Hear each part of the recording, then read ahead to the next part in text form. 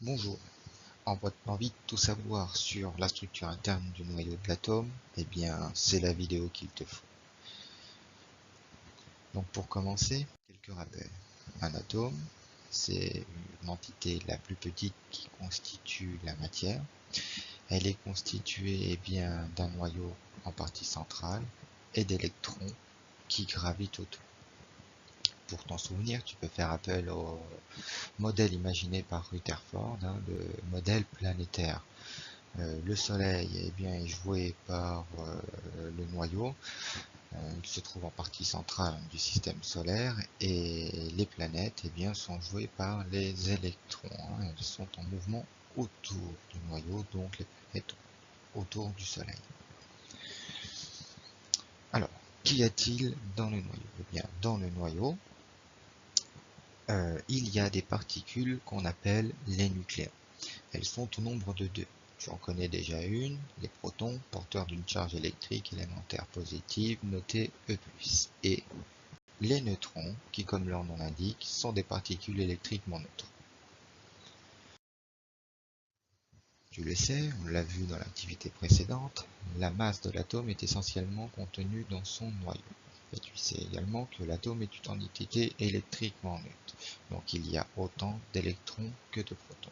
Que peut-on déduire de cette première remarque? Eh bien on en déduit que la masse des protons, donc la masse des nucléons, est bien supérieure à celle des électrons. Par ailleurs, protons et neutrons ont des masses sensiblement identiques. La composition d'un noyau est indiquée par les symboles suivants. On trouve dans un premier temps le symbole de l'atome. Alors, en général, il s'agit de la première lettre du nom de l'atome en majuscule et il peut être suivi de la deuxième en minuscule. Attention, il existe des exceptions. Si on prend l'azote, bien le symbole de l'azote, c'est pas un A majuscule, c'est un N. Alors, il faut être vigilant. On trouve associé à ce symbole de l'atome, en indice en haut à gauche, la lettre A. La lettre A désigne ce qu'on appelle le nombre de masse. Et le nombre de masse correspond au nombre de nucléons présents dans le noyau. Et on trouve en indice en bas à gauche la lettre Z. La lettre Z, elle, est appelée le numéro atomique et elle correspond au nombre de protons. C'est donc l'association de tous ces symboles qui permet d'indiquer la composition du noyau. Alors tout de suite un exemple. Prenons le symbole F. Alors F, c'est pour l'élément fluor, pour l'atome de fluor. Son nombre de masse est égal à 19. Son numéro atomique, lui, est égal à 9. Donc on peut déjà en déduire que dans le noyau de l'atome de fluor, il y a 9 protons et donc 9 électrons qui gravitent autour. Petit rappel, électroneutralité d'un atome. Donc autant de charges positives que de charges négatives.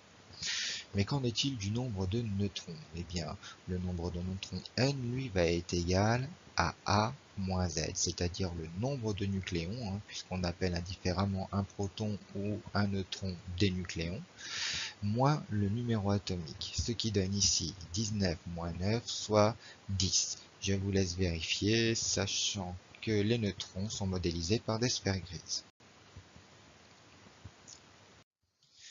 C'est le nombre de protons qui caractérise un atome. C'est par ailleurs ce nombre de protons qui va lui donner son nom. Les neutrons, eux, peuvent être plus ou moins nombreux au sein du noyau. Petite remarque également, le nombre de neutrons n'est pas forcément égal au nombre de protons. Prenons un exemple. Carbone 14 contre carbone 12. Donc, pour le carbone 12, nombre de masse égal à 12 et numéro atomique égal à 6. Pour le carbone 14, nombre de masse égal à 14 et numéro atomique égal à 6. Alors, on va s'intéresser à la structure interne de leur noyau. On commence avec le carbone 12. Le carbone 12 est donc composé de 6 protons plus 12 moins 6, 6 neutrons. Le carbone 14, quant à lui, est composé de 6 neutrons et de 14 moins 6, 8 neutrons. Pour autant, ces deux atomes sont des atomes de carbone. Pourquoi? Tout simplement parce qu'ils possèdent le même nombre de protons. On appelle le carbone 14 un isotope du carbone 12. ces deux types de carbone, eh bien, on les trouve dans l'air naturel. Le carbone 14 est un élément radioactif qui permet de faire de la datation. Alors à vous de faire quelques recherches pour savoir ce qu'est la datation. Où trouve-t-on tous les atomes présents sur Terre? Eh bien, on les trouve dans la classification périodique des éléments imaginée par Dmitri Ivanovich Mendeleïev au cours du 19e siècle. Alors, ici, je vous présente non pas la classification entière, mais simplement une partie de cette classification qu'on appelle la classification réduite. Alors, comment a-t-il rangé ces atomes dans ce tableau? Bien, prenons pour exemple l'atome le plus léger, l'hydrogène. L'hydrogène est constitué d'un neutron. Prenons ensuite l'oxygène. L'oxygène, lui, est constitué de 8 neutrons. Donc on en déduit que de la gauche vers la droite et du haut vers le bas, eh bien on s'en va vers des atomes qui ont de plus en plus de protons. Donc des atomes qui sont de plus en plus lourds. Voilà, vous savez tout sur l'atome et sa structure interne. En espérant que cette vidéo vous soit utile. En tout cas, vous allez très rapidement mettre à profit les connaissances acquises au cours de la prochaine séance. N'hésitez pas à regarder de nouveau cette vidéo pour bien comprendre. Et je vous dis à bientôt.